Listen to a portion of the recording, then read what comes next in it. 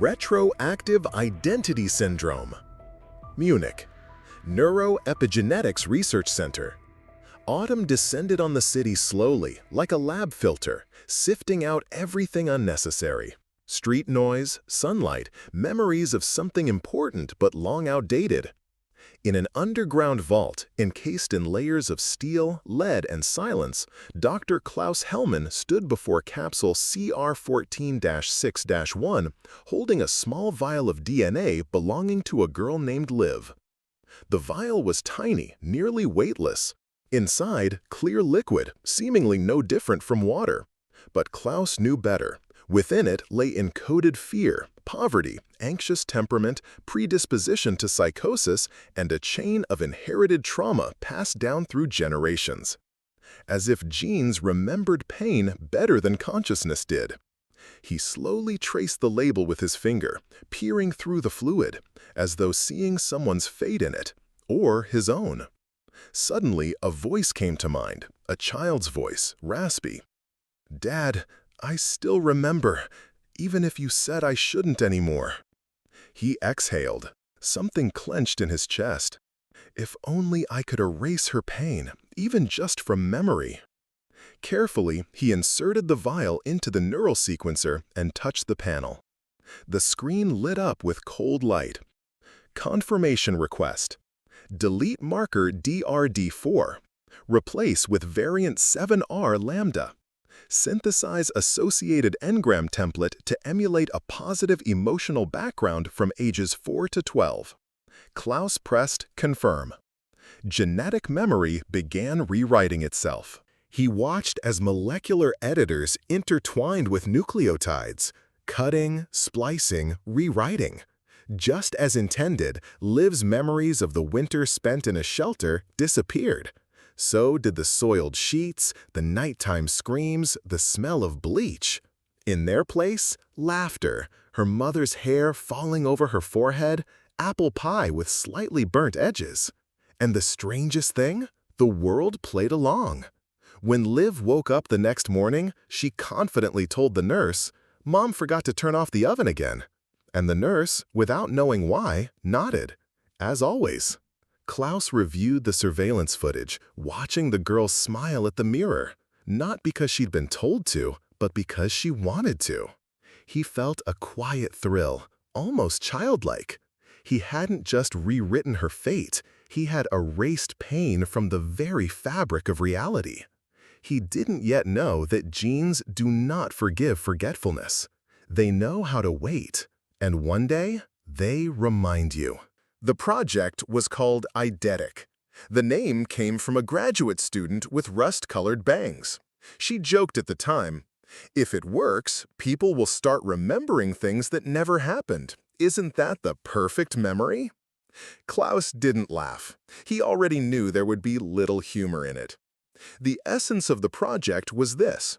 If memory is not merely neural activity, but a reflection of bodily experience, then it could be altered by modifying its source, DNA. Every emotion, every psychological imprint was linked to a physical state. Fear, coded in biochemistry. Love, in dopamine spikes. Trauma, in broken receptors. Where there's a gene, there's a memory. Where there's a new sequence, there's a new story. The process had 3 stages. 1. Editing key genes responsible for stress responses, emotional regulation, and sensory sensitivity. 2. Synthesizing an engram template, an algorithm encoding new associative memory chains. 3. Forming pseudo-memories. Implanting those chains into the brain's long-term memory through guided sleep and media stimulation. The results were staggering. Patient A17, once plagued by obsessive guilt over her brother's death, woke up after the procedure certain she had never had a brother. Her records, profiles, social media, they all aligned with the new version. But the most striking part? Her parents agreed. "We've only ever had one daughter," her mother said, looking calmly into the camera. And a polygraph test confirmed it. Klaus recorded in the report, Upon altering DNA and engram templates, a side effect was observed. Surrounding individuals began unconsciously conforming to the modified version, as if the collective consciousness was adjusting to the dominant emotional trace, likely linked to cognitive synchronization within the group neural network. He observed the patients through glass. They no longer had nightmares. They remembered their lives and smiled. He didn't feel like a doctor. He felt like an editor of fate, a proofreader of pain, a fine pen crossing out ugliness from a human autobiography. And more often, he found himself wondering, if a lie brings peace, does it matter that it's a lie? He didn't yet realize that truth doesn't exist. Only the body does. And the body remembers everything. At first, it seemed coincidental. Unrelated complaints about unexplainable pain, sudden nausea, coordination issues. Patient B03, according to her new memory, a graduate of the Lion Ballet Academy, reported sharp pain in her knees when attempting a split. "Strange," she said, wincing. "It used to come so easily. We had daily rehearsals in the old theater with the columns." She sketched it from memory. The architecture matched a hall in Budapest, a city she had, according to her medical records, never visited. A 9-year-old boy, allegedly raised on a farm in rural Bavaria, had a panic attack at the sight of horses. "Why are you crying when you look at them?" "Because they're not supposed to be real," he whispered. "We only had toys, broken ones." He developed a rash on his palms triggered by the smell of hay, an allergic response recorded in his old genetic profile before editing. These cases multiplied. Patients began to exhibit bodily anomalies that defied clinical logic. Aversion to specific foods, spontaneous panic attacks in neutral settings, emotional reactions to unfamiliar faces. As if the organism, the ancient body, refused to obey the new biography. Klaus called it the body's phantom memory. "The psyche lives in imagination," he said, "but the body lives in reality." Sometimes the symptoms bordered on poetic. Clara Benner, 42, according to her revised biography, was a former financial analyst living alone in Hamburg. But in her notebook, she kept drawing the same man over and over again. Shaved temples, a tattoo of clockwork on his wrist, a straight posture. His face was precise, recognizable, as if drawn from life. "He comes to me in dreams," she said, eyes fixed on the page. "Always different. Sometimes he calls me, sometimes he just watches. I don't know who he is, but I can smell him. Warm, with tobacco, and something metallic." She set the pencil down and looked at Klaus. "This isn't a fantasy. It's something inside, as if I lost him but never actually had him." She paused, listening to the noise behind the wall. And then, in a near whisper, she added, "Sometimes I think he's standing behind the door, just waiting for me to remember." Klaus began to suspect he had triggered a process he could no longer control.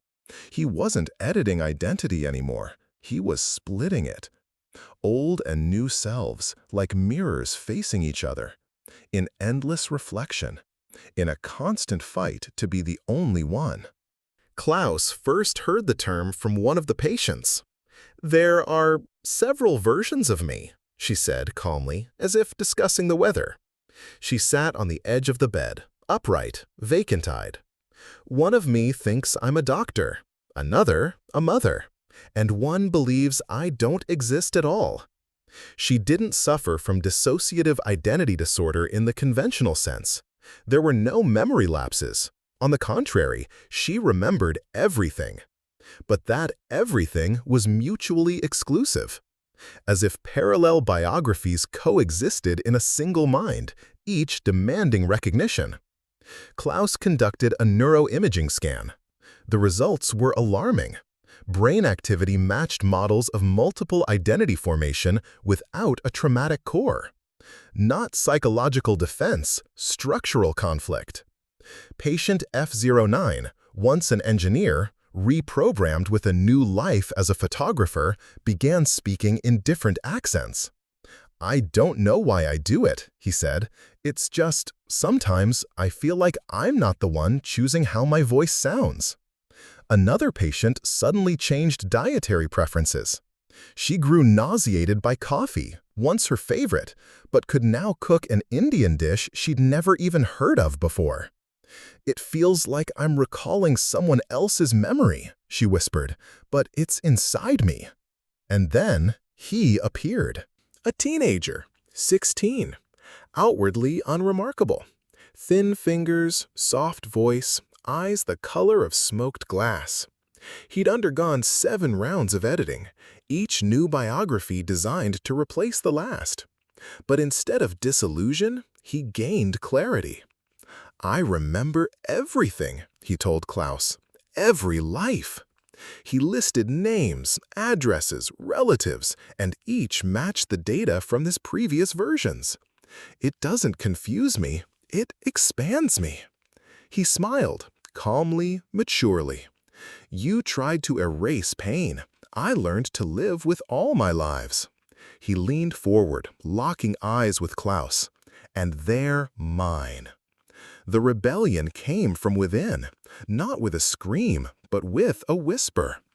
Patients began questioning their own uniqueness.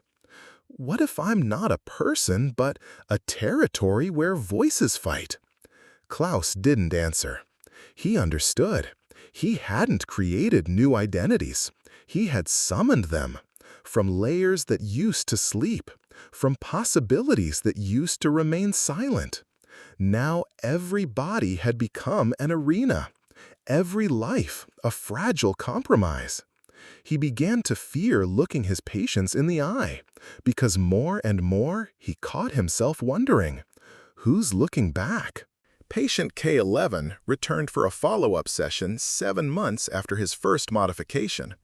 Previously a bank analyst, he had suffered from depersonalization and obsessive guilt over his deceased sister. After the session, his memory was rewritten. In the new version, the sister had never been born, and his childhood had unfolded in Stuttgart, surrounded by gardens, dogs, and books. He became outwardly calm, even happy. But 3 months later, split dreams began. "I wake up and don't know who I am," he said. "I walk into the bathroom and the eyes in the mirror don't belong to me." Sometimes he called himself Johann, sometimes Marcus, occasionally Alice, and more often, we. Klaus invited him to a private conversation. Evening, no cameras. "How are you feeling now?" Klaus asked. K11 looked out the window where his own reflection stared back. He spoke softly, as if from deep within. "I feel like each of us isn't just trying to live, but to prove they're the real one." He turned to Klaus. "But we only have one body. That means we're trapped." He smiled, tiredly, lopsidedly, as though he knew he was speaking to a doctor who understood everything but could offer no help. "I thought I'd gotten rid of the guilt. Turns out I just passed it on to someone else inside me." He fell silent. "Sometimes I hear them argue. No words, just internal pressure, like the mind is folding in on itself, trying to hold them all at once." K11 was the first who couldn't bear it. He left a note, written in different inks, handwriting styles, tones. "I don't know who this body belongs to. None of us want to live, but all of us are afraid to die.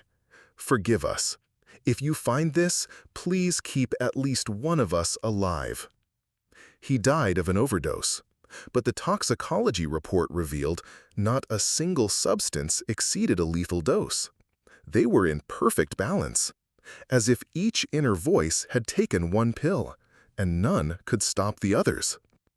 After that, Klaus began reviewing the surveillance recordings of other patients. He noticed micro movements of the face, subtle shifts in tone, illogical pauses in speech, as if internal versions were syncing, negotiating, competing for control of the body. Project Eidetic was beginning to fracture. Some staff quietly resigned without explanation. One of the technical assistants confessed, "I'm afraid that one day I'll wake up with someone else's memories, and everyone around me will say that's how it's always been." Klaus began avoiding mirrors. He didn't always recognize himself in the reflection. Sometimes it felt slightly off, like a cheap photo retouch, as if he too had already been rewritten, and the original no longer existed. Klaus stopped trusting himself. At first, it was subtle. He forgot students' names, lost his train of thought during lectures, accidentally wrote eidetica instead of eidetic in file names. Then, he began referring to himself in the third person. "Klaus didn't sleep last night," he said once, staring at a blank screen. An assistant laughed nervously, but Klaus didn't smile. He couldn't say when it began, but the sense of ownership over his own self started slipping, like a scent you almost remember but can't quite place. He started digging through old archives, digital, paper, biological. He searched for an origin point, his own preclinical, pre-project version, the one from before the first edit. In the archive, he found an old ampule, sample D-00-K, his own blood, taken in 2028. He froze, holding it like it contained the answer to all unasked questions. He scanned it. The DNA sequence didn't match. The differences were significant. The molecular signature revealed the current Klaus was a product of editing. He sank to the lab floor, stared at the screen where gene markers flickered, OXTR, COMT, HTR1A. He had once chosen them. He had once inserted them into himself to become better. But now he remembered what he'd once dismissed as a minor procedure, a small edit, one session. At the time, he'd been broken. His research grant had collapsed, his father had died, colleagues had started calling him an idealist. Klaus had locked himself in the module, connected the early protocol to himself, and isolated one segment, the episode where he first admitted defeat. He erased it, and from that point on, everything changed. Determination, method, resolve, it all became surgically precise. But deep down he knew. I deleted the memory of giving up and became the man who never retreats. But that man was no longer him. Only one thought remained. If he's not the original, if even he is a revision, then who owns his life? And how many within him are waiting to take control? Project Eidetic was quietly shut down. No press releases, no scandal, no explanations. In the official reports, the conclusion read, "The method produced unpredictable side effects in the domain of identity stability." Dozens of patients were placed under observation, but in truth, they were simply released. Each one carried inside them multiple versions of themselves, like archival layers that could not be deleted, only sealed. Some learned to live with it. A woman, once a librarian, now with memories of being an actress, opened a monologue theater. On stage, she played herself, all herselves. One patient became an AI behavioral consultant, switching between his personalities to model client behavior more accurately than any program. But others disappeared, changed their names, cities, habits, and dissolved into the billions, fighting every morning for control over a single body. One day, in a warm cafe on the outskirts of Munich, Klaus saw a familiar silhouette. A woman by the window, sketching on a napkin, fast, confidently. He stepped closer. Clara Benner. He didn't introduce himself, just stood nearby, like a passerby. She looked at him and paused. "I'm sorry," she said with a gentle smile.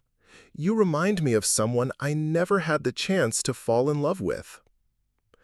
Klaus said nothing, just nodded, then stepped back into the street, slowly. The wind was soft, almost unreal. He no longer conducted research.